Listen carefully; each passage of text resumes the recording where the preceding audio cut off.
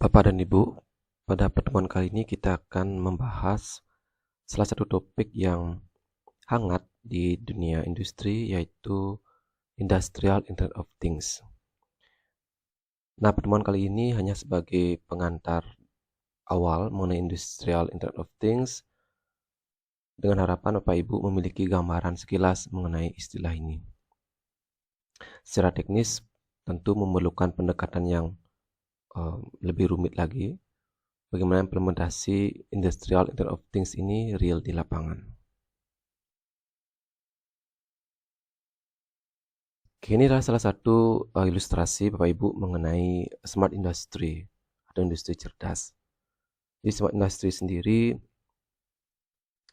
berusaha untuk menerapkan otomasi di bidang industri dengan disupport oleh sebuah data.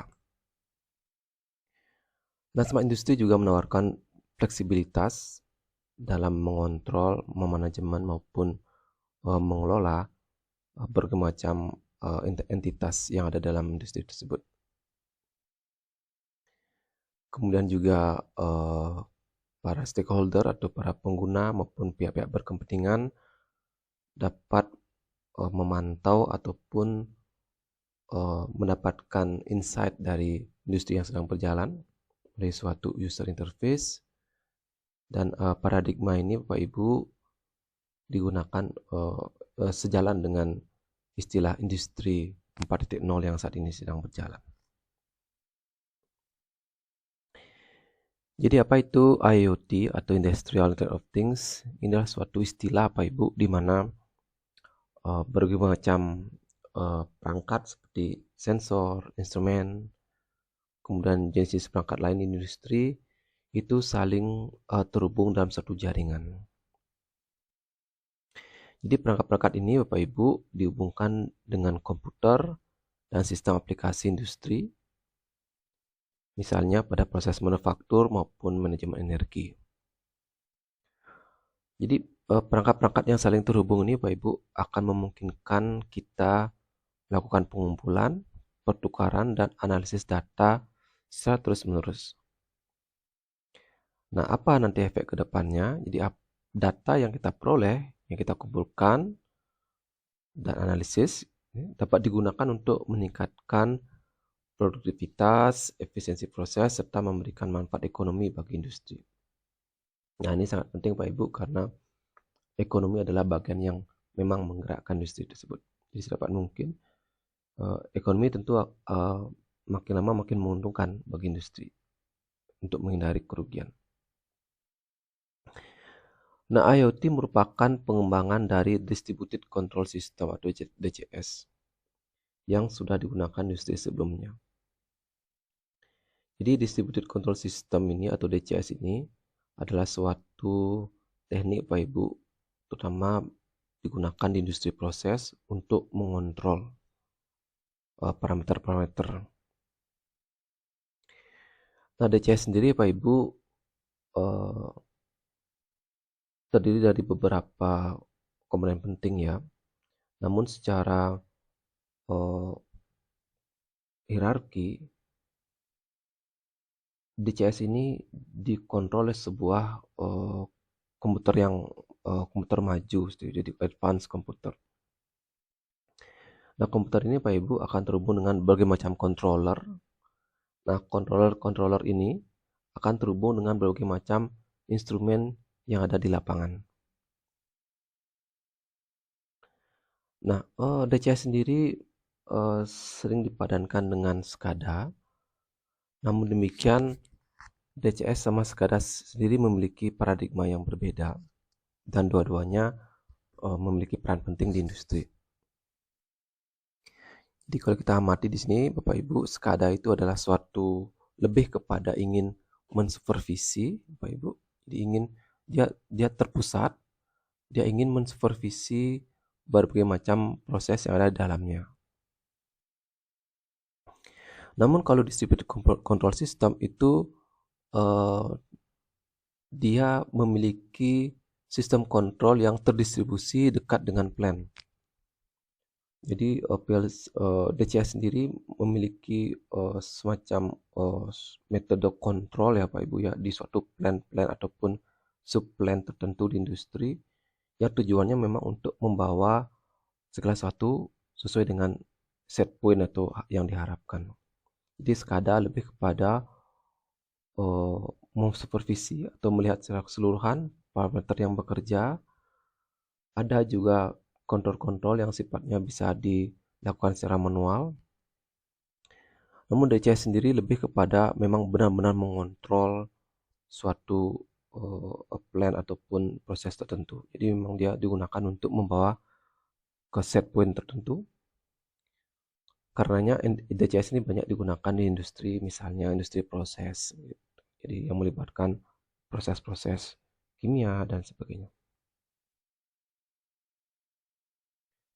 Nah, IoT sendiri, Pak Ibu, dimungkinkan dan didukung oleh berbagai macam teknologi pendukung. Di antaranya adanya cyber security atau keamanan siber, digunakan untuk melindungi data dan sistem industri dari serangan dan gangguan. Inilah salah satu yang paling vital, Pak Ibu ya. Karena ketika kita melibatkan suatu jaringan atau networking, keamanan cyber ini tidak bisa kita sisihkan. Nah, kemudian terkait dengan manajemen data, teknologi cloud computing memungkinkan penyimpanan dan pengolahan data dalam jumlah besar secara terpusat melalui internet. Jadi keuntungan cloud computing, Pak Ibu, salah satunya adalah kapasitasnya bisa besar sekali, Pak Ibu. Jadi tergantung dengan service yang diambil ya. Jadi data-data itu bisa Pak Ibu simpan, selanjutnya diproses di cloud. Edge computing. Edge ini adalah paradigma yang seperti kebalikan dengan cloud, Pak Ibu.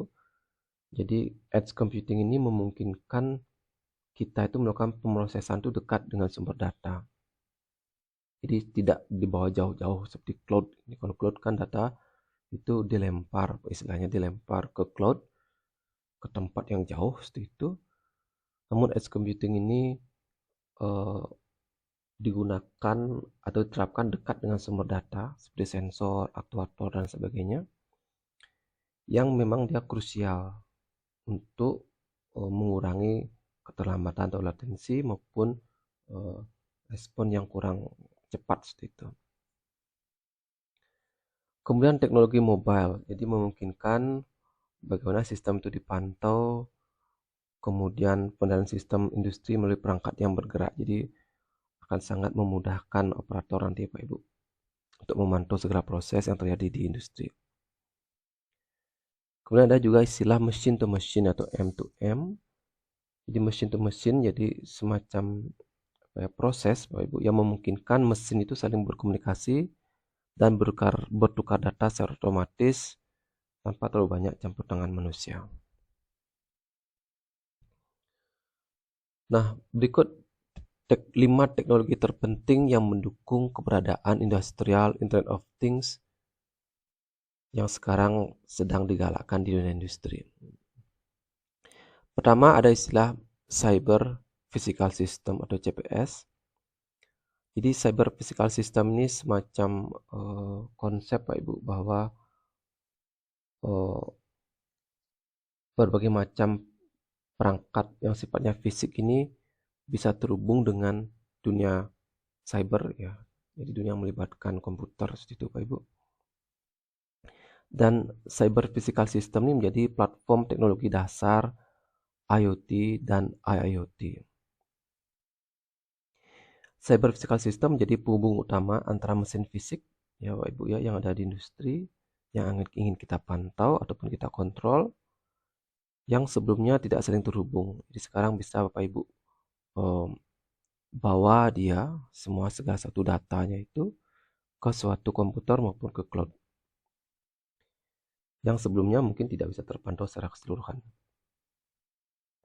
Jadi Cyber Physical System Pak Ibu mengintegrasikan berbagai macam proses fisik seperti sensor, mesin, aktuator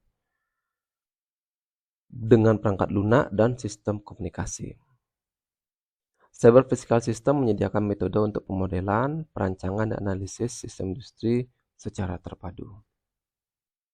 Ini teknologi pertama. Teknologi kedua sudah kita singgung sebelumnya, yaitu cloud computing. Jadi cloud computing ini Pak Ibu memungkinkan layanan dan sumber data TI atau teknologi informasi diunggah dan diakses melalui internet, bukan langsung ke server lokal. Jadi kata cloud sendiri adalah suatu tempat yang jauh Pak Ibu ya, secara fisik ada gitu. Mungkin berupa superkomputer dan sebagainya, yang secara lokasi mungkin jauh dari plan kita. Makanya kita harus kirim dia melalui media internet yang paling sering digunakan.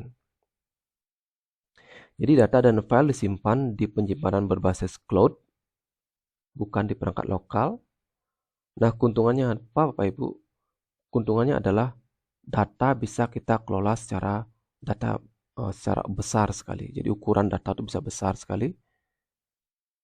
Dan akses data dari berbagai lokasi dapat dilakukan. Ya, sepanjang nanti perangkat Bapak Ibu terhubung dengan internet. Tadi kita sempat singgung istilah edge computing. Jadi setelah cloud ada istilahnya edge. Kalau cloud itu memang agak tinggi ya, istilahnya tinggi di atas atau di luar jangkauan kita secara fisik. Namun edge ini adalah sedapat mungkin Pak Ibu dekat sekali dengan sumber data.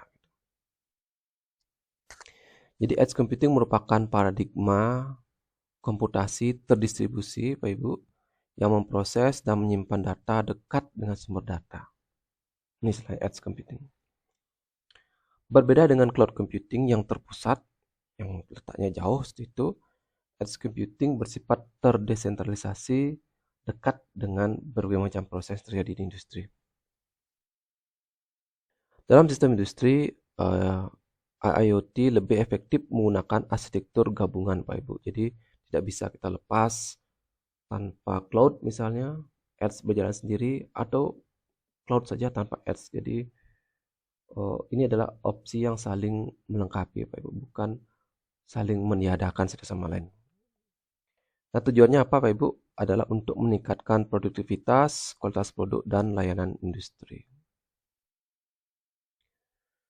Teknologi keempat adalah Big Data Analytics Pak Ibu. Jadi IoT atau Industrial Internet of Things memungkinkan data itu kita collect, kita kumpulkan, kita proses. Nah, karena industri itu berjalan terus-menerus Pak Ibu, jadi data yang di-generate atau dibangkitkan itu bisa sangat besar.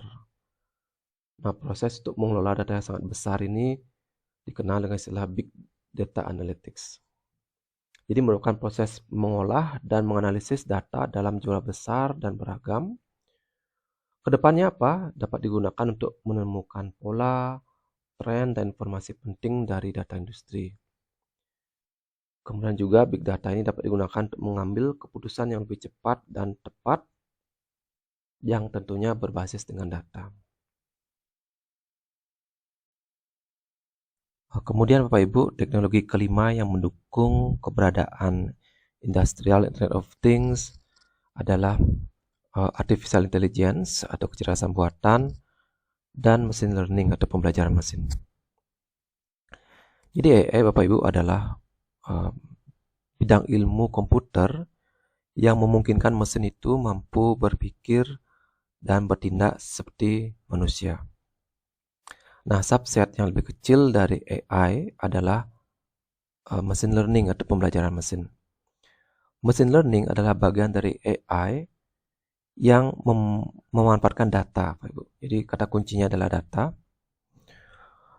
Nah, jika Bapak Ibu memiliki data, kita bisa gunakan data ini untuk melatih model machine learning kita. Sebagai contoh, misalnya Bapak Ibu memasang banyak sensor di industri, di lapangan. Nah, data-data tersebut Bapak Ibu bisa gunakan untuk melatih model machine learning kita yang kedepannya dapat digunakan untuk melakukan berbagai macam prediksi ataupun klasifikasi tergantung aplikasinya. Jadi salah satu pendukung utama dari machine learning yang saat ini sedang booming juga dipelajari oleh para peneliti maupun masyarakat secara umum adalah karena ML ini adanya data. Jadi ML berkembang salah satunya karena adanya data yang banyak ini, yang disupport oleh big data yang sebelumnya kita bahas. Jadi makin banyak data, makin memungkinkan mesin learning itu untuk dilatih dan memprediksi hasil ke depannya. Nah, kecerdasan buatan, Pak Ibu, dapat kita kombinasikan dengan teknologi edge computing yang memungkinkan perangkat-perangkat tepi yang dekat dengan sumber data ini semakin cerdas. Nah, muncul istilah baru yang dikenal dengan istilah Industrial Edge Intelligence. Gitu. Jadi, dia makin cerdas di sisi dekat dengan lapangan atau sumber data. Nah, apa contoh penerapan dari kecerdasan buatan ini di bidang industri? Salah satunya adalah misalnya untuk pemantauan mesin atau condition monitoring, perawatan prediktif atau predictive maintenance, dan yang lain misalnya anomaly detection misalnya. Jadi untuk mendeteksi bahwa apakah suatu entitas industri tersebut mengalami kejanggalan atau tidak. Ya, istilahnya anomaly detection. Dan berbagai aplikasi yang lainnya.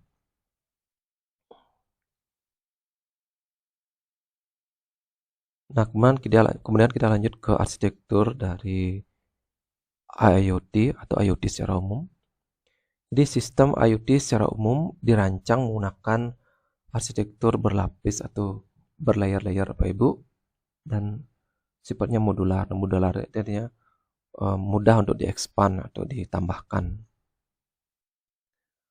Nah, setiap lapisan memiliki peran yang berbeda, Bapak Ibu. Namun demikian, antar lapisan ini saling terhubung satu sama lain. Nah, pada tabel kita lihat lapisan paling bawah itu terkait dengan hardware-nya, Bapak Ibu. Bisa berupa cyber physical system-nya, machine learning, berbagai macam sensor maupun aktuator. Di atas dari layer device atau layer perangkat ini dikenal dengan istilah network layer atau layer jaringan. Nah, di layer jaringan ini Pak Ibu berbagai macam protokol komunikasi bekerja, misalnya Wi-Fi, Bluetooth, LoRa. Nah, LoRa ini artinya long range, kemudian juga berbasis GSM dan sebagainya. Jadi sini protokol komunikasi yang membentuk layer network ini. Nah, di atas layer network ada juga layer layanan atau service layer. Di sini bekerja berbagai macam aplikasi, termasuk juga software untuk menganalisis data maupun mentransformasikan data itu menjadi informasi-informasi yang dapat mendukung aksi berikutnya. Nah, lapisan paling atas ini adalah lapisan content layer. Nah, lapisan ini lebih banyak berinteraksi dengan pengguna atau user. Jadi, sebagai contoh, content layer ini adalah user interface devices seperti layar komputer, POS station, tablet, smart glasses, smart surfaces, dan sebagainya. Jadi, lebih bagaimana sistem kita itu berinteraksi dengan user. Nah, demikian secara umum arsitektur dari IoT ataupun industrial IoT, mulai dari device layer sampai ke content layer. Nah, berikutnya adalah pembagian istilah Bapak Ibu. Jadi, industrial IoT dan IoT secara umum sebenarnya dinaungi oleh konsep besar yaitu IoT sendiri Bapak Ibu. Namun ketika IoT ini kita bawa domainnya ke industri atau penerapannya ke industri, maka muncul istilah industrial IoT. Nah, IoT sendiri Bapak Ibu bisa juga bergabung dengan kecerdasan buatan sehingga membentuk artificial intelligence IoT seperti itu. Jadi IoT sendiri juga bisa diterapkan di industri Bapak Ibu ataupun di IoT secara umum. Nah, berikut beberapa perbandingan industrial IoT dengan IoT secara umum atau consumer IoT. Jadi sebagai contoh misalnya di sini Bapak Ibu bisa lihat di tabel area fokus sebagai contoh. Area fokus dari industrial IoT tentu berbagai macam penerapan di industri Sedangkan IoT secara umum adalah untuk aplikasi-aplikasi umum yang kita gunakan sehari-hari. Nah, fokus pengembangan misalnya Pak Ibu untuk industrial IoT lebih ke sistem industri, sedangkan nanti untuk IoT secara umum dia lebih ke perangkat-perangkat pintar atau perangkat cerdas ya, atau smart devices. Kemudian apalagi di sini kita lihat misalnya dari segi keamanan, industrial IoT tentu memiliki level yang tinggi untuk keamanan dan juga tangguh atau andal. Namun untuk IoT secara umum dia lebih pada bagaimana konsumer itu mudah dalam penggunaan. Oke, Bapak Ibu bisa lihat detailnya di tabel. Yang lain apa misalnya dari segi skalabilitas, artinya penerapannya kalau industri bisa penerapannya dengan skala besar.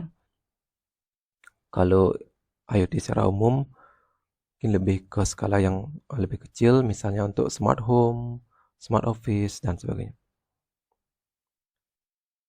Oke, kemudian dari segi